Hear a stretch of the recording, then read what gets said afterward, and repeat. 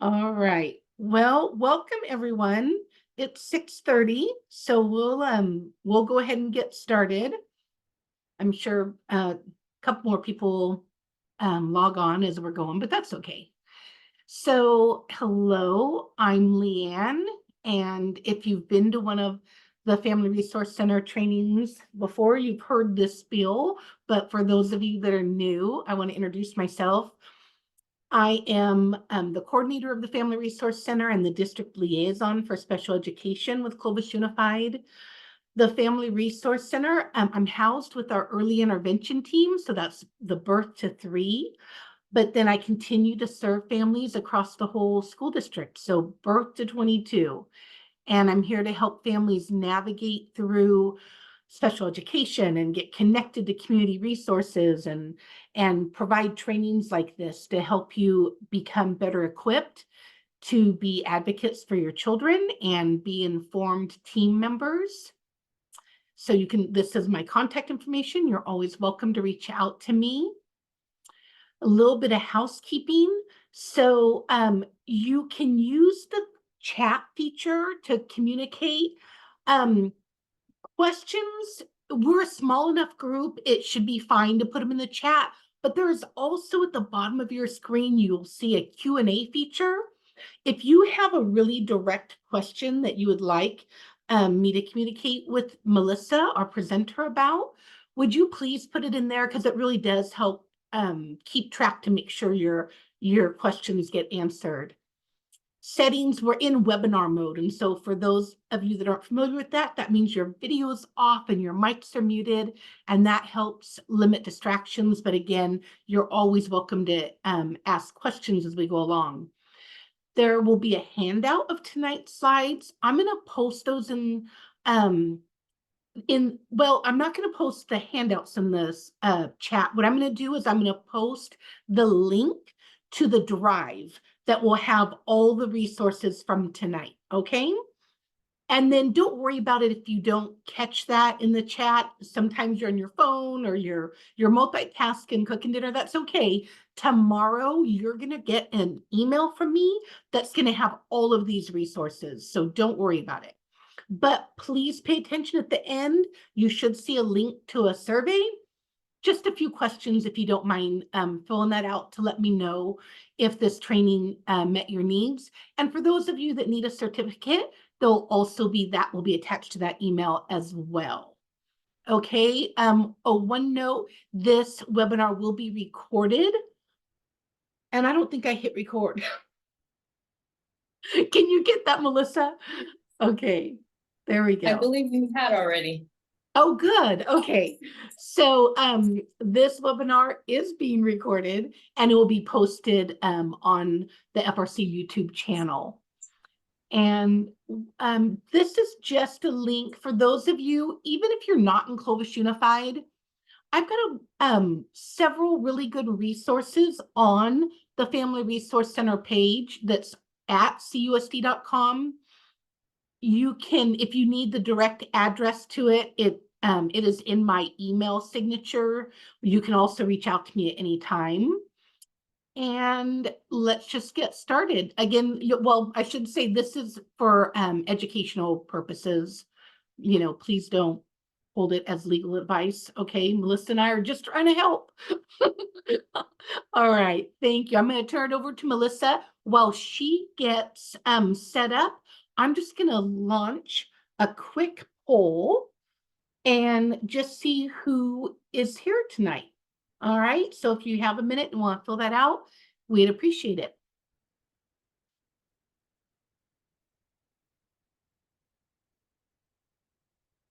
There we go.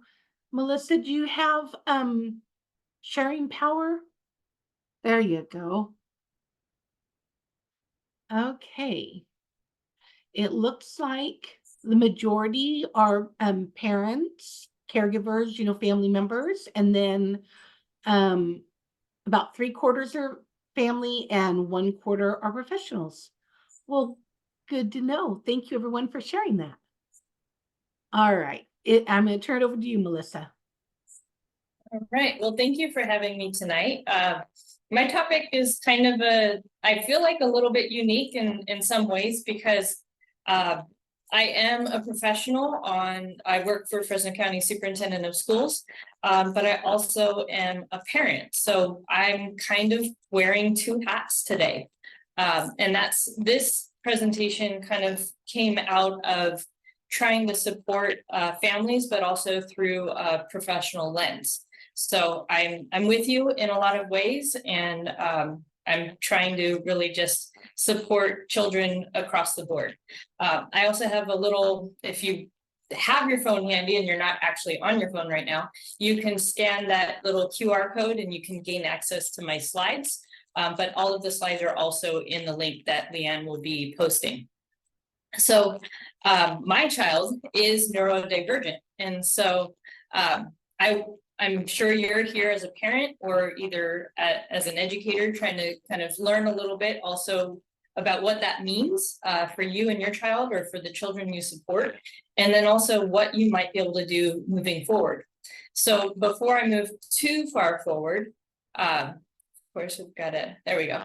I want to share a little bit about my own journey. So I have two children of my own, and my dyslexia runs in my family, and ADHD and anxiety kind of run in my husband's family. So when you put those things together and you have kids, sometimes you have some neurodiversity that just occurs naturally within a family. And so my son is currently diagnosed with ADHD, and he has a very, very mild form of Tourette's.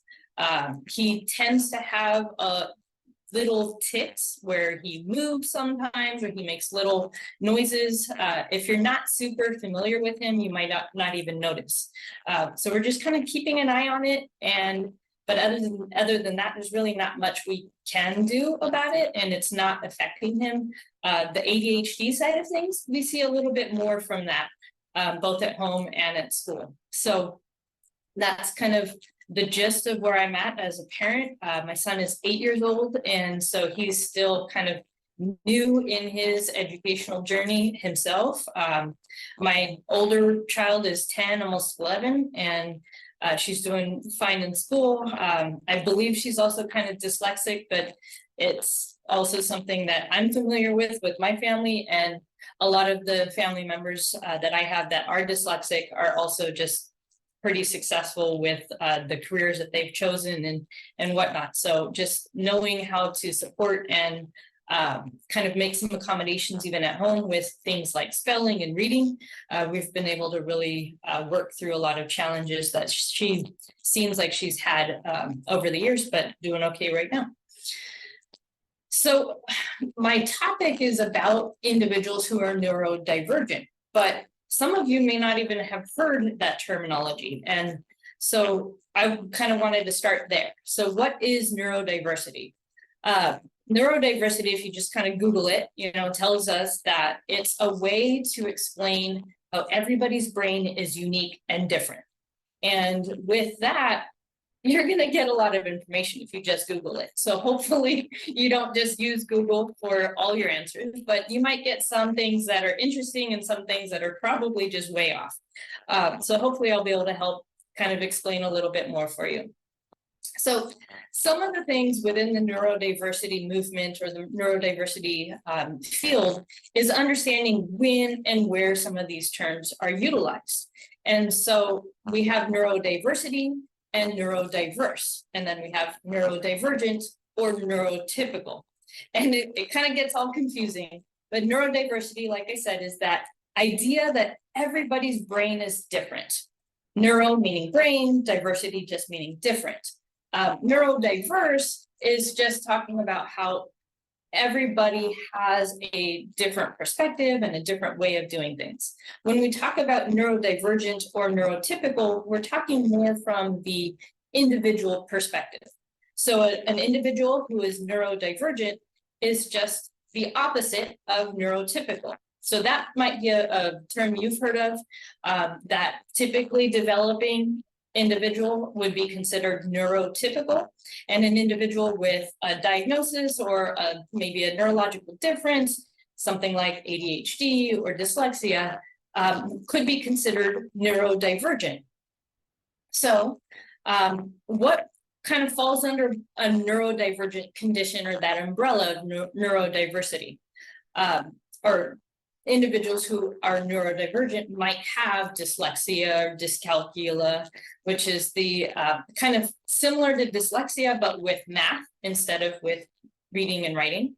Then we have ADHD, Tourette syndrome, autism spectrum disorders, or conditions can fall under that, dyspraxia, and then acquired neurodiversity, which might be something where they weren't necessarily born with it, but maybe develop it over time. That might be something like a brain injury, or sometimes individuals who maybe unfortunately have to go through chemotherapy might have some neurodivergence that is a result of the treatment that they had to receive. So there's just all kinds of different ways that our brains can be different. And we tend to put these things into boxes. And so the neurodiversity movement and kind of talking about neurodivergent conditions just talks about it in a different way. So it's not necessarily a bad thing, because it really isn't a bad thing to have a diagnosis or a condition where maybe you just think a little bit differently, or you approach the world in a different lens. And so that's kind of what the whole premise of this neurodiversity movement is, to really look at things from a different perspective and appreciate the neurodiversity that we have in our world. Because everybody's different. It'd be kind of boring if it wasn't different. The other thing, just for clarification too, is I specialize in autism. It's kind of been my little hyper focus, if you will, in some ways. And so I tend to talk a little bit more from an autism lens, just because professionally that's my focus.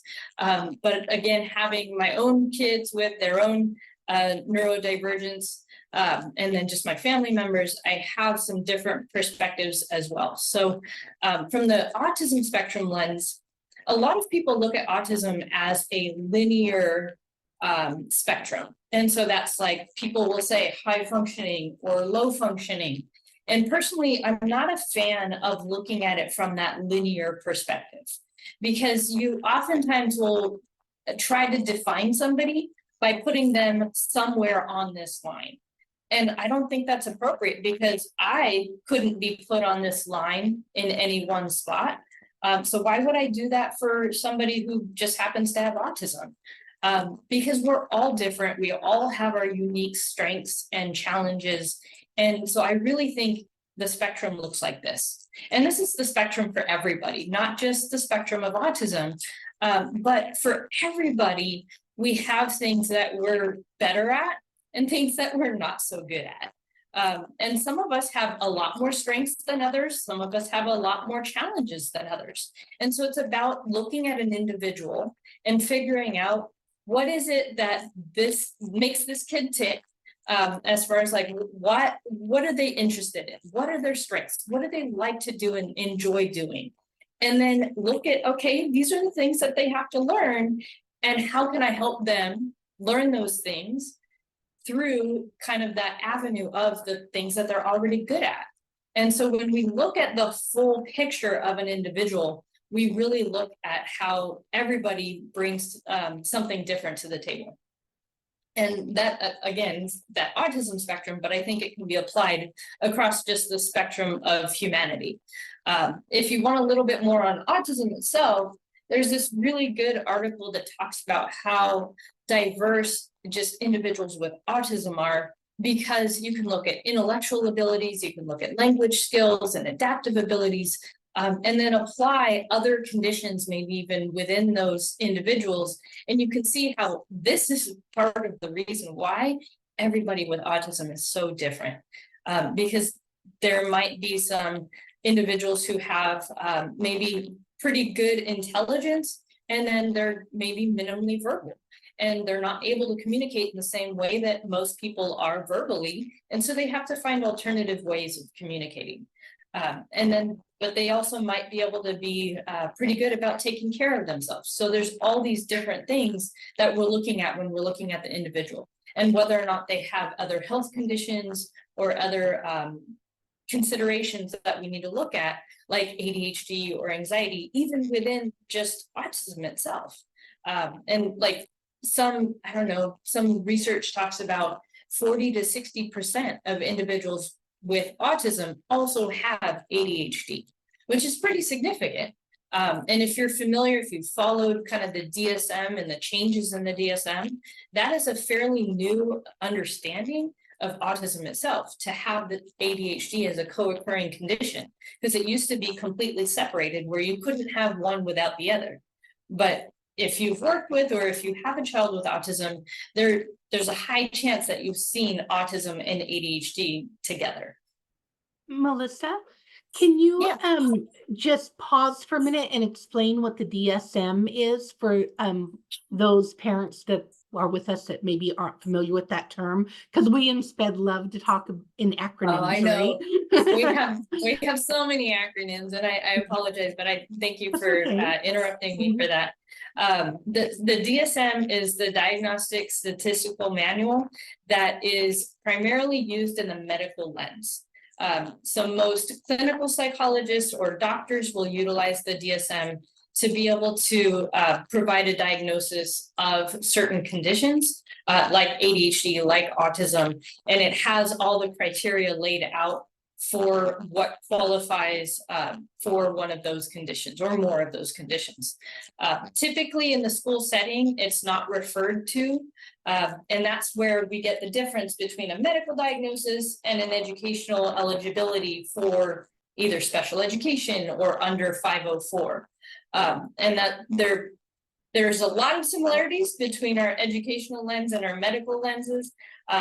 But there's also a lot of areas where we have to look at those differences in the criteria and the labels that are utilized.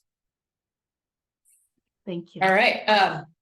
This is hopefully it's quick. And I just want to, just because this hits home for me, and humor sometimes is really helpful, but I really love the Holderness family and a lot of the videos that they've done because they're funny, but they also really talk about ADHD through a positive lens. And so they have a really fun little song that I'll play real quick because it's kind of catchy.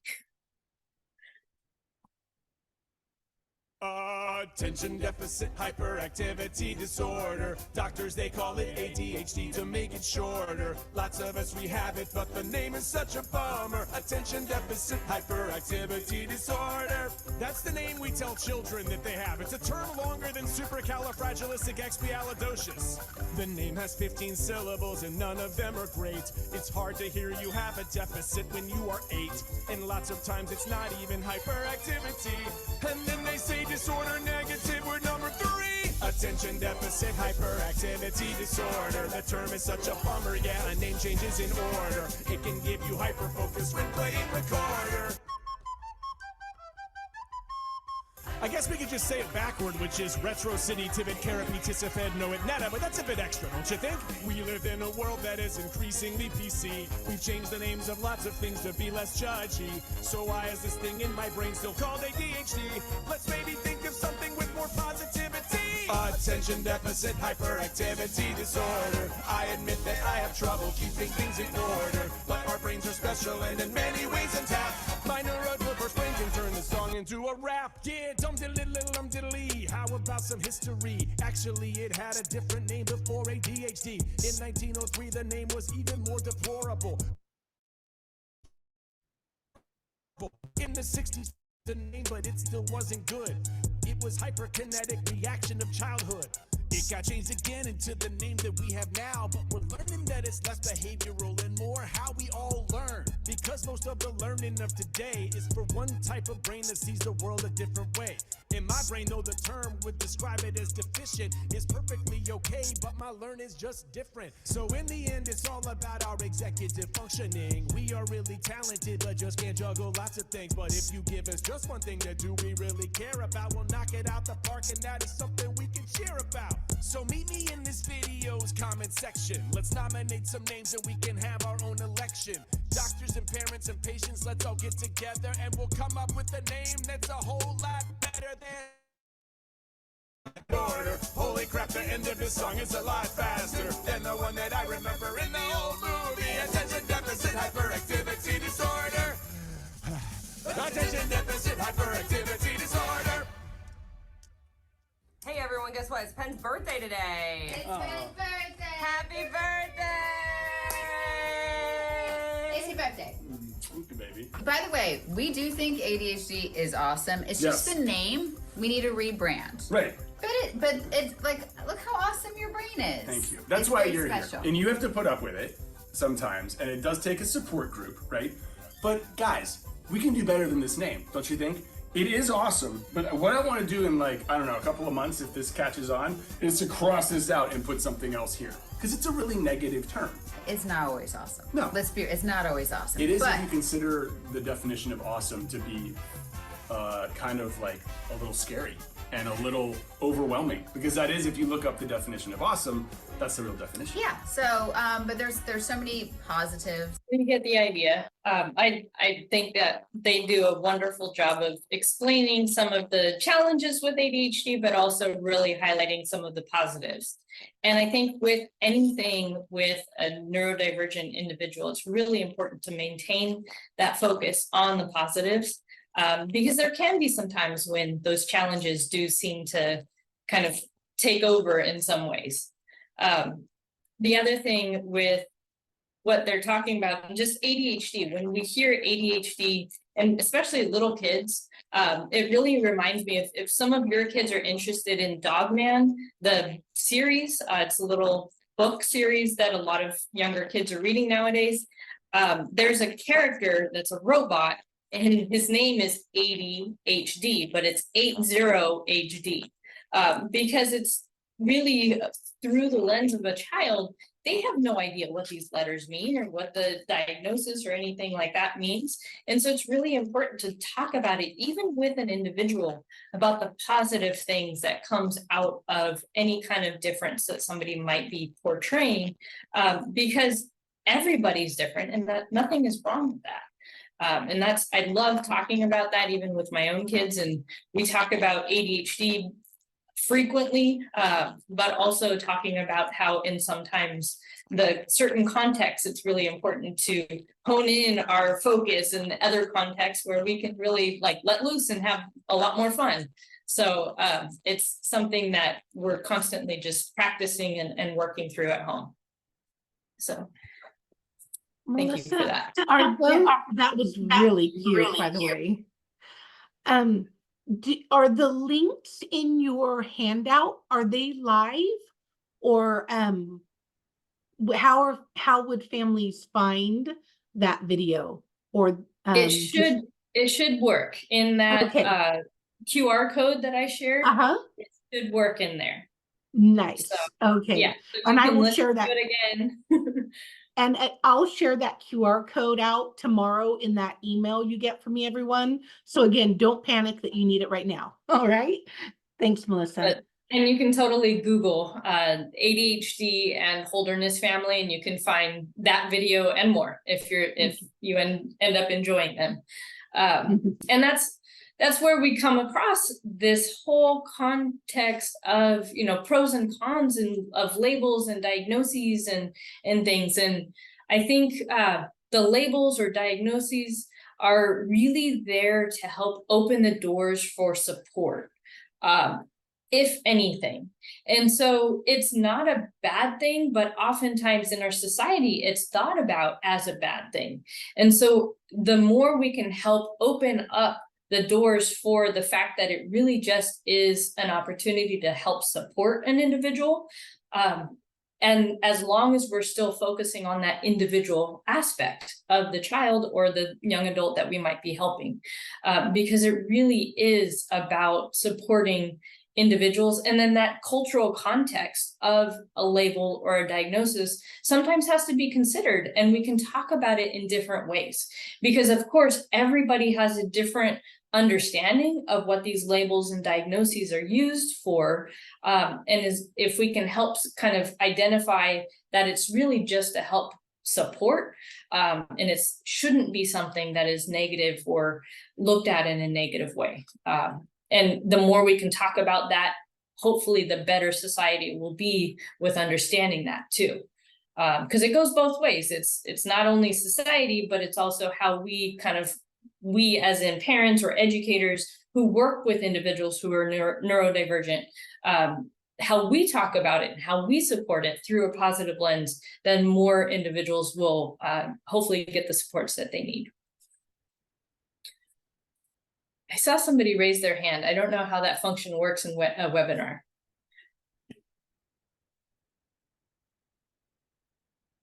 And you're on mute, Leanne.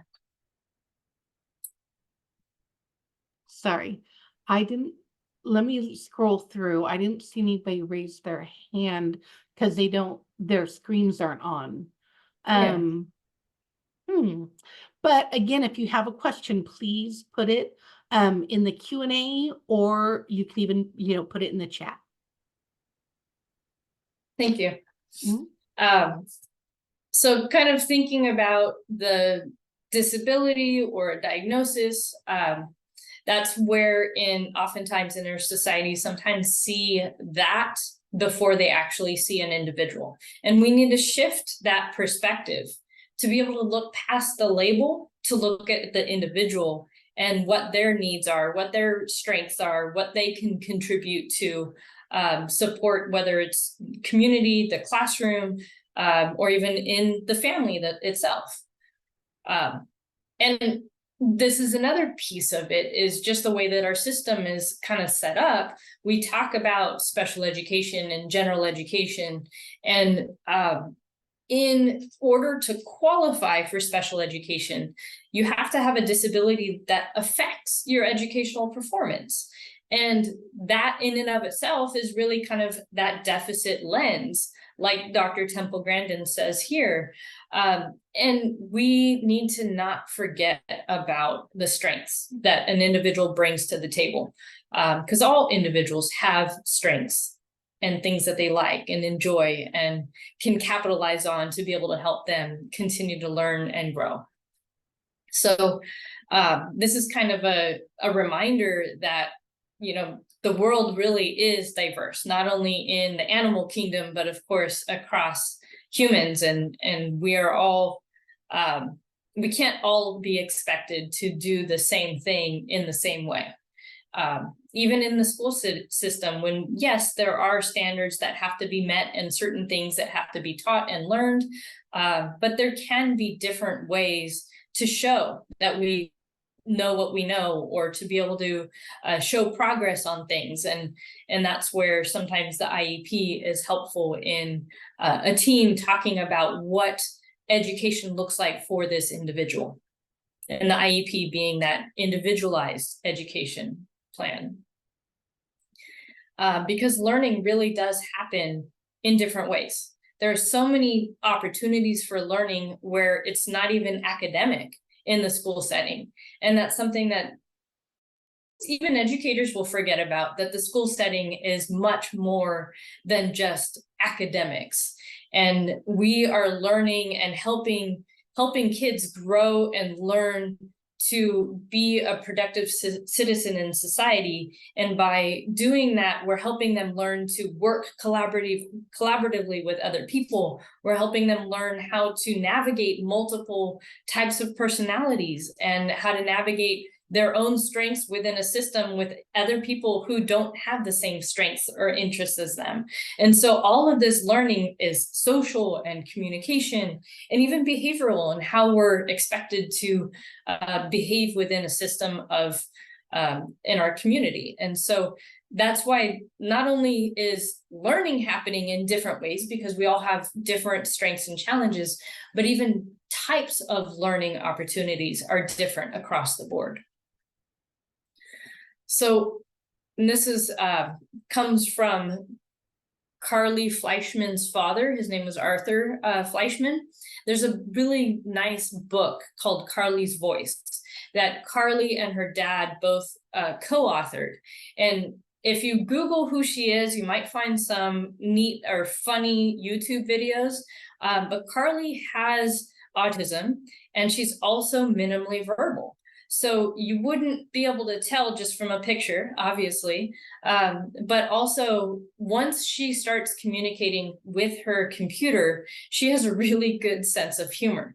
And so one of the things that her dad found most helpful was to stop asking why. Why does my kid have ADHD? Why does he have, my son, why does he have tics? Why is he doing these things that are maybe annoying to some people, or make it harder for these things to happen either in the community or at school or at home? If I stop asking why, but start asking, okay, now what? How can I help him? What can I do next? Those are the things that are more important to focus on, because that helps us look forward. And understanding the why, sure, it helps a little bit. More the why of, why is he acting this way? Okay, that's maybe because of his ADHD, or maybe that's a new tic, and that's something that we need to work on. And so then I start focusing on the now what. So I loved how he said that in the book, and that's why I like to highlight that. But it's also a question and thought that I've had as a parent, but also as an educator when I'm trying to help figure out what to do next with a child that I'm working with. With really little ones, we have some nice resources through the CDC, which is the Center for Disease Control, and they provide some kind of an organized way of looking at what are some of the developmental things that I can look at for a child between ages 0 and 5 years old, and what we can do about certain things that we might have concerns about. And so instead of focusing on a diagnosis or a label, it just focuses on, here's some activities that you can do with your 3.5-year-old that are related to social skills, or here are some things to help promote independence or communication. And the nice thing is that there's an app that goes along with it, so you can kind of plug in your child's age and kind of look at where they're at developmentally to see, is this something I should talk to the doctor about or the school about for maybe some speech therapy or something like that. And then also, what can you do as a parent? Because it's not like your baby's born and you get this nice little manual that says, here's the next step. Here's the next step that they should learn. Here's how to help them learn it.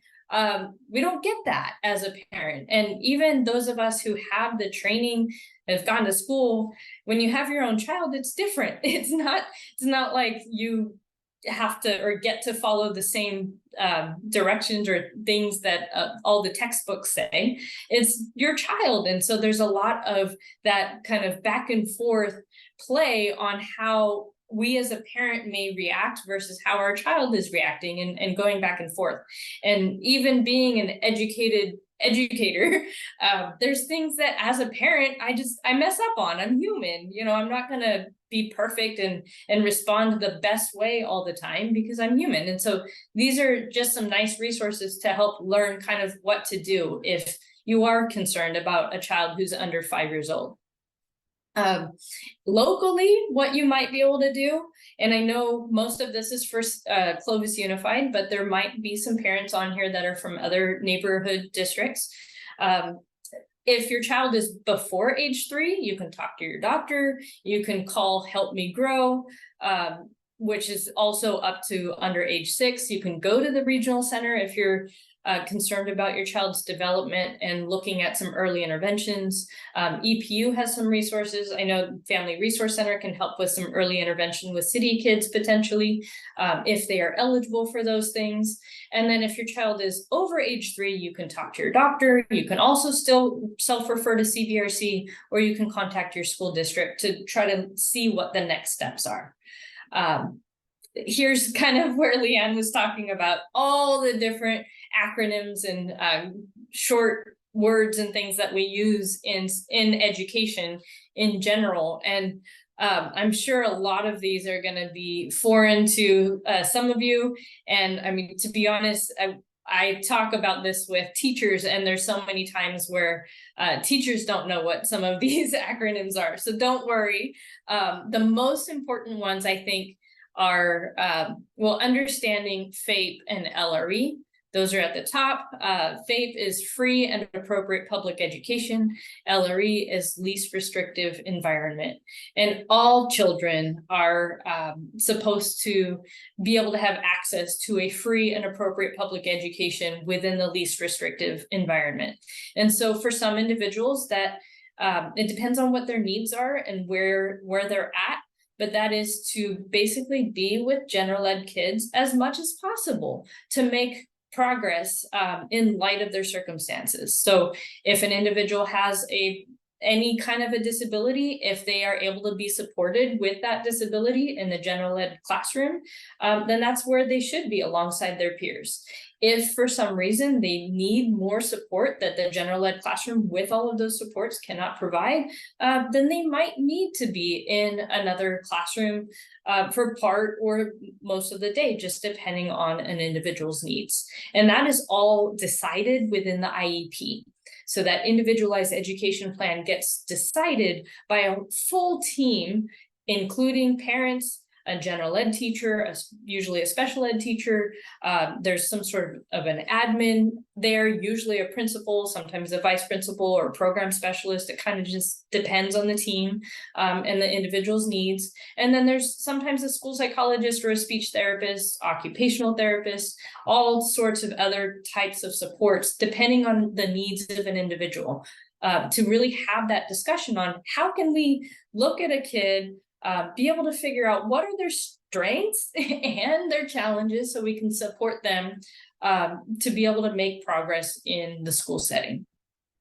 So that's what this process is, that IEP process. It does start with assessment. I know not every kid is assessed all the time, but at minimum, they should be evaluated every 3 years. And that assessment determines what an individual's needs are and their strengths, I hope. And then based on their needs, we look at their goals, or we determine what goals might be appropriate for an individual based on those needs. So say a student has a need in reading. They're struggling to learn how to read, and they're not making progress in reading. Then a goal should probably be made to address that need of learning how to read. And then the team talks about, okay, what are some services that individual child can use to be able to meet that goal? And then we consider where those services happen. Are those services going to happen in the general ed class with maybe somebody pushing in and supporting them in general ed? Is it going to happen in a smaller environment where it's quieter and they can focus? Where is that going to happen? And then all for the educational benefit of an individual that we're talking about. I see that there is a question in the Q&A, so I don't know if right now is a good time. Let's see. Sorry, you're on mute again.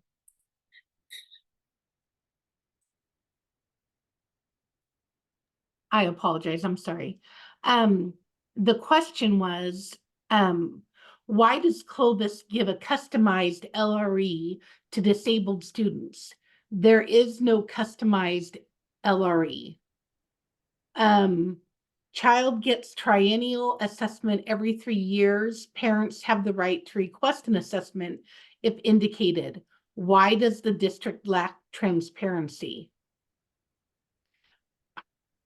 I don't think these questions I'm going to tackle right now during the webinar, but you are welcome to reach out to the Family Resource Center, and I'd love to have a conversation with you. But yeah, go ahead, Melissa, it's fine. Okay, thank you. For your question. Mm-hmm. Those are hard questions, and I'm glad that you feel comfortable asking them, and please do reach out to Leanne because she'll be able to hopefully answer them, because it sounds really specific to an individual, and right now we're trying to talk about kind of the whole process and help you understand what that process looks like. And if you feel like you have more questions that are to you and your child, then definitely reach out to Leanne. So thank you for that. All right, so kind of looking at FAPE and LRE, and maybe this will answer one or both of those questions talking about LRE. That, you know, FAPE is part of a federal act for education specifically related to individuals with disabilities. And the California Department of Education has talked about LRE and FAPE and how it really should be in the most inclusive environment as possible. And this is the hard part. It's an individual decision. So there should be a discussion at the IEP team meeting. And this is where it's okay to ask questions in the IEP team meeting. And sometimes we have to consider, and actually part of the IEP documents talk about the harmful effects of a child both staying in the least restrictive environment, but also a child leaving the least restrictive environment. So say that's a child who is going to be in general education for most of the day, and then they are being asked to, say, go take speech therapy in the office with maybe 1 or 2 other children. That is removing them from the general ed classroom to receive their speech services. So what are they missing? That's part of that harmful effects discussion. What part of the day are they missing? And is it more beneficial to have that service and miss that part of the general ed class because they need to learn how to speak better, whether it's a language component or an articulation component, or are they going to miss something that is so important that they have to not be pulled out for speech therapy? And because you have to weigh both sides of that, you know what, maybe it's not that big of a deal that the child cannot say their R's because they're young and it's either still developmentally appropriate, or they just are okay with having that error, but it's not affecting, or they're going to be missing too much of their education to be able to still just work on their R's. And so we have to really look at it from that, what are they missing and what are they benefiting from these services that they're getting? You know, and Melissa, just to jump in on that too, I think that's why it's so important that we as parents be educated to feel comfortable enough to be a part of our child's team, because we are members, we're important members of the team, and we're experts on our children. And because I serve the whole district, and because, you know, being a parent myself, I also know that, like you said, every child's different. And, you know, a diagnosis doesn't determine what that child needs. So you can have, you know, and or even what that family knows is best for that child. I work with families every day who are, you know, who want nothing more than their child not to be in general education, right? They're like, my child will never succeed in a room full of 30 children and that chaos, and vice versa. Parents who are like, my child will thrive being with their peers. This is, you know, this is what's best for them. And that's why it's important that parents, like you said, do feel comfortable to participate and be their child's advocate and voice for what they see for them, right? Exactly. And that's where that team approach is so important. So I hope that everyone can feel comfortable to ask those questions, even the hard ones, because if you're there and coming from a place of learning, I'm sure somebody will help you learn and kind of go alongside with you to be able to support your child. And that's always the goal, is for us to be able to work together, no matter what place we're at in the table. So, and I've been at the table from the parent side, I've been at the table from an advocacy side, and I've been at the table from an educator side. And no matter what, you have a different role, and learning in that role is important, and helping everyone else work together is always key for that team to be able to work for the benefit of the child, because that's really why we should all be there to begin with. And so that's where we talk about, like, special education shouldn't be just a place. It really is a service. And that's why on the IEP itself, it talks about specialized academic instruction. It doesn't say SDC or RSP. Some individuals need specialized academic instruction all day long. And some individuals need it for part of the day or a small portion of the day. It depends on their needs. And so that all of these supports and services are developed through that IEP. And it's not just the location that they are at, but it's the type of service that they're receiving and how long they're receiving that service to be able to gain access to an appropriate education for that individual. And again, it's child-centered. So we're all an equal player in that. And hopefully all keeping in mind that child is in the center of those decisions. And even though younger children may not necessarily be at the IEP, it may be beneficial as they get older to learn about their own IEP too, so they can learn to self-advocate and be there and also kind of have a seat at the table, because it's about their education and they can talk about the things that they like and they don't like and what might help them and what might not help them. Even if the decisions aren't always made with their input entirely, because we all know some kids will just say, no, I don't need that. But we know that they do, or vice versa. Like they might say, I need this help, I need that help. And we can say, oh, no, you can do it on your own. You don't need that kind of help. And so it really just depends on the individual and where we're gonna push them and where we're gonna support them.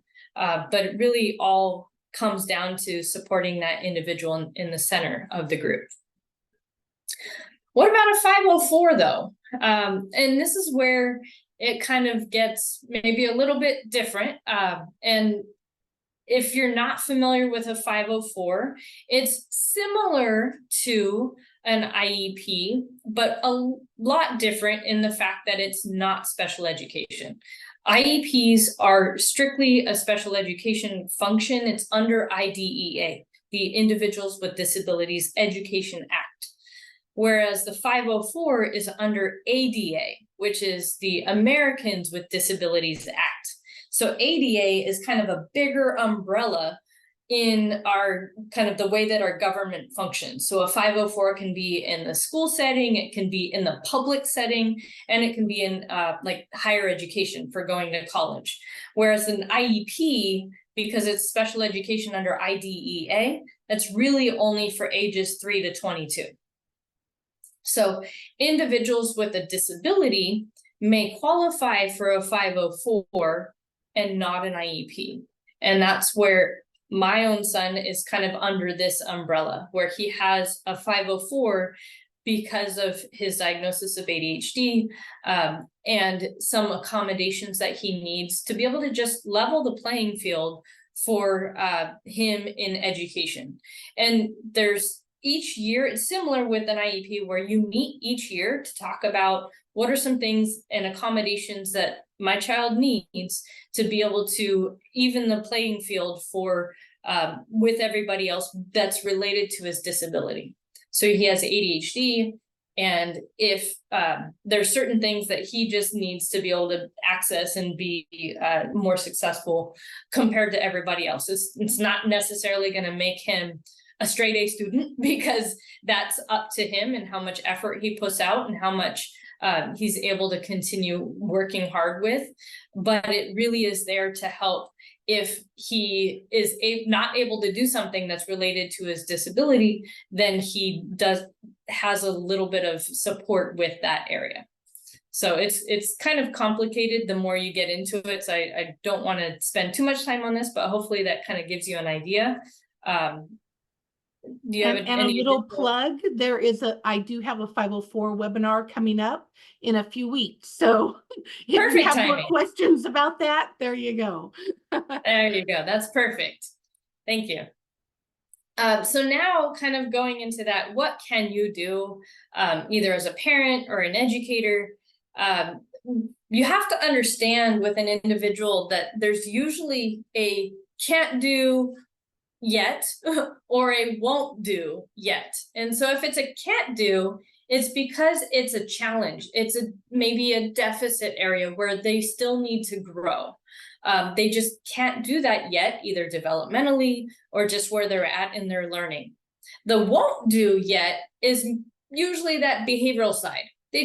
They can, but they won't, or they're not performing or not demonstrating it. And so it's about that motivation and trying to help them learn in what context they should do certain things and not do other things.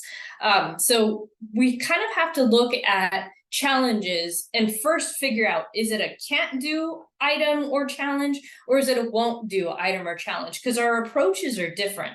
With the can't do, it's a lot more teaching. We have to teach them how they can. And the won't do, it's a lot more motivation and behavioral supports. So on the behavioral support side of things, especially those of you who may be kind of looking at or have had a behavior plan for your child, that behavior plan is developed through looking at the function of the behavior. And so there's a challenging behavior that needs to be addressed. Maybe it's putting their head down in class and not doing their work. And so we as educators, when I have that hat on, I have to look at the function of, okay, why are they putting their head down and not doing their work? That function then helps me figure out what my approach is. Because if I look at a function-based approach, I'm not going to just automatically go, okay, they're putting down their head, and now I'm going to teach them that they're just going to put their head up and do their work all the time. Like, it doesn't work that way. So with the function-based approach, I have to come up with a FERB that's what that acronym is. It's a functionally equivalent replacement behavior. And so if they're putting their head down because they have a stomach ache because they're starving and they always forget to eat breakfast, or they don't get to school in time to have breakfast, then that could be a sensory related function, and they're putting their head down because they just really don't feel good. And so if I realize that is my function of, hey, they just don't feel good, let's make sure that they have breakfast, and then maybe we can avoid this putting our head down because they don't feel good. That's a different approach than they're putting their head down because they don't want to do it.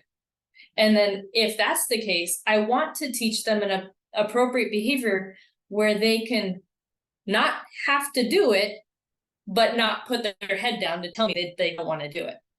So that's where that functionally equivalent piece comes in, where I'm taking the behavior and I'm making it more appropriate so they still get what they want. That kid wants to not to have to do the work. And so if they say, hey, I need a break, or hey, I want to do something different, then we can work with that and teach them that that's an appropriate way to get out of the work rather than just putting their head down. And it sounds like super backwards, because we want kids to do the work in the classroom, but they're not going to ever get there if we don't first teach them a positive way to communicate that they don't want to do it. And then we start shaping that and working through, okay, what's a motivator for this individual? What can we use to reinforce them for the more appropriate behavior of actually doing their work once they've learned to get out of doing their work in a more appropriate way versus that more challenging way. I know I didn't use the best example for a challenging behavior, but you can substitute that for anything. You can substitute that for like a kid who's maybe cussing out the teacher or something like that, a little bit more extreme. But you would kind of take that same approach, figure out what it is that they're trying to get or avoid from with doing that behavior. What is it that they're trying to communicate? And then teach them a more appropriate way to communicate what it is that they're trying to get before we can actually get them to do what we want them to do, because that's that motivation piece down the line. We can support individuals with communication, and this is very common in the autism world because individuals with autism tend to have some sort of communication difficulties, not always, but sometimes even individuals who get frustrated. When you get frustrated, I'm sure many of you get mad, and then you walk away from the situation and you go, oh, I should have said this. But you don't think of that when you're mad, because you're not thinking in words, you're just thinking in getting out of the situation or trying to deal with it in a really fast way. And then you realize, oh man, there was a better way to do that. It's the same thing with kids who don't communicate well. When they need help, when they get frustrated, we need to help them learn how to communicate.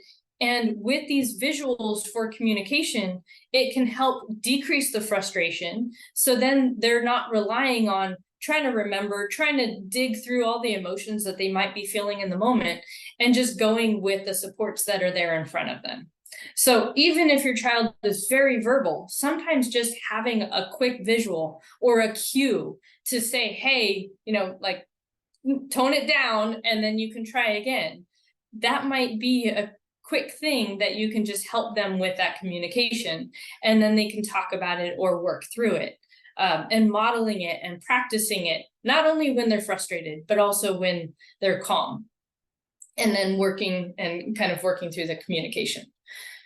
That kind of goes hand in hand with the social emotional stuff and working through some of the social stuff. Sometimes we need visual supports or like social stories to work through social situations. Sometimes we need to practice that within a small group or with one-on-one with somebody. That can be at home talking about things. It can be practicing dealing with put downs, even like sometimes individuals get teased, and unfortunately like my son gets really, really upset if he gets teased. And so we work through some of the things. Okay, if somebody does this, what can you say? Okay, let's practice it. I'm going to do this, you do this. And we just kind of work through some of those things at home. And those are things that at home you can do. Educators, hopefully, if they're aware of it, that can be part of the plan, is to work through some of those things, either with the visuals or with the modeling and practice. Peer modeling is super, super helpful. And most of that kind of goes back to, kids are going to learn better from their friends than they are going to be from an adult. And so no matter how hard I try, I'm not going to be cool with every kid. And same thing, like with my own kids, there's things that they're just not going to want to talk about with mom or with dad or, whoever. A lot easier to learn and imitate and go after whatever a peer is doing. And so sometimes it's talking with a sibling or talking with a kid's friend about, can you help them through certain things, or can you show them how to do something, and kind of working through different skills that way with peer modeling. Academically, there can be all kinds of supports. For the most part, I like to try to separate it out as an input versus an output thing. So input meaning, what is it that I'm trying to show and teach an individual? How can I show and teach somebody something differently if they're not understanding it the way that I'm explaining it? So I need to change up how I'm showing and teaching them. Or can they tell me, but maybe in a different way that somebody in the classroom may not be expected to do. So with the younger kids, for instance, you see this activity with the letters. A lot of kids are expected to cut that out and then glue and put them in order. But if we have a kid that really struggles with the cutting piece, they're not going to want to actually do the activity because they're struggling with the cutting. And so it's not going to look successful because that first step was just not successful. But if I know that's a thing, let's just cut it for them, and then they can do it and be successful just like everybody else. They can put it on the glue or put the glue on, and even if it's about matching the letters instead of putting it in order themselves, we can preload that and help them out with setting it up so they can be successful rather than it's just a mess and they aren't successful with it. So thinking about how can we change up either the input side or the output side or both. Some other supports we might look at are kind of those visual supports, whether it's a schedule, a timer, other kinds of visual boundaries within the classroom, and things like even the timer. My own son really relies on timers all the time. He even had, last year it was more of a thing than this year, but he was wearing a watch and he would say, okay, how long is it going to take for me to do this assignment so then I can get to my fun things? And so he would kind of give himself that little buffer to help him stay on track, because otherwise he'd just be off in la la land thinking about the fun things all the time instead of what he was supposed to do. So the timers were really helpful for him. But as you can see, all these different types of visual supports can be helpful in different ways. Here's that instructional input kind of and output, separating it out a little bit more. But you can see how even cutting something in half or folding something in half can just visually change how we perceive it. And so like that reminds me of those math facts. I know Clovis, because my kids are in Clovis too, some of the schools in Clovis are really big on math facts. And that was something that up until this year, my son just dreaded, and we had meltdowns over them almost every night with homework, or if it wasn't finished in school, they were coming home. And this year, fortunately, it's not as big of a deal.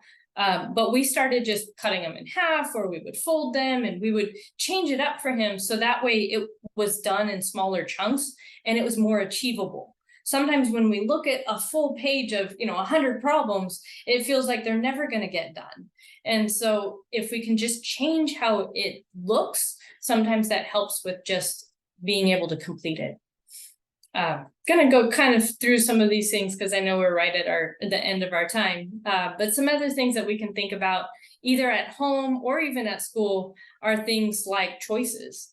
And this can be done as young as 2 or 3 years old and then up.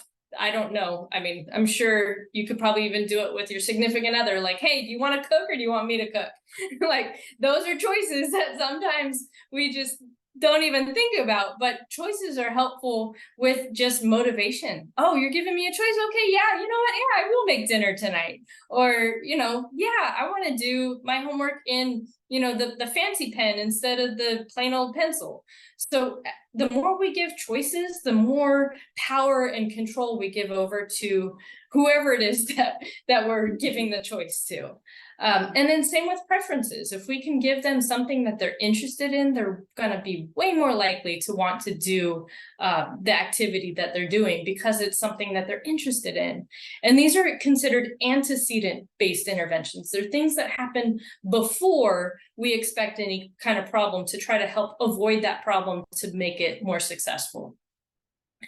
And I just kind of want to wrap up with that motivational aspect, but also just relationship and how important relationship is across the board with your own children, if you're an educator, with the children you work with, that it's really important. And you're not going to get far unless the kid actually knows that you care, or the individual you're working with knows that you care. Because when you show you care, they will definitely shine. And I think that's something that sometimes we get busy and, everybody has moments, but if they see somebody cares about them in that day, it will help them shine for a long, long time. So things to kind of think about with your own kid, with the kids you're working with. It's really important to keep in mind what's age appropriate. Because I know, even with my son who's a bit quirky, him and having ADHD, other children I work with, sometimes they stick with things that sometimes aren't always age appropriate, and it's helping them learn that, hey, it's okay at home maybe to have your comfort zone and talk about these things, but listen to what other people are talking about. And if they're not talking about that, maybe find something that they're talking about too, so we can look at what's age appropriate. No matter what an individual's disability is, because that will help them maintain friendships and kind of move through life with opportunities where they're not going to stand out as much, because they probably already do in some ways. And we want them to stand out in positive ways, not negative ways. Thinking about kind of that next transition. So I know my kids are getting close to, my daughter anyway, is getting close to junior high. So what are some things that I know she's going to need going into junior high? she's in 5th grade right now, so I have a whole year before we get there. But what are things that she needs to know about, to be able to be ready for when we are in junior high? Because I want to start helping her learn about those things now, even though she, she's pretty typically developing or neurotypical, minus some of the dyslexia things that I'm kind of watching.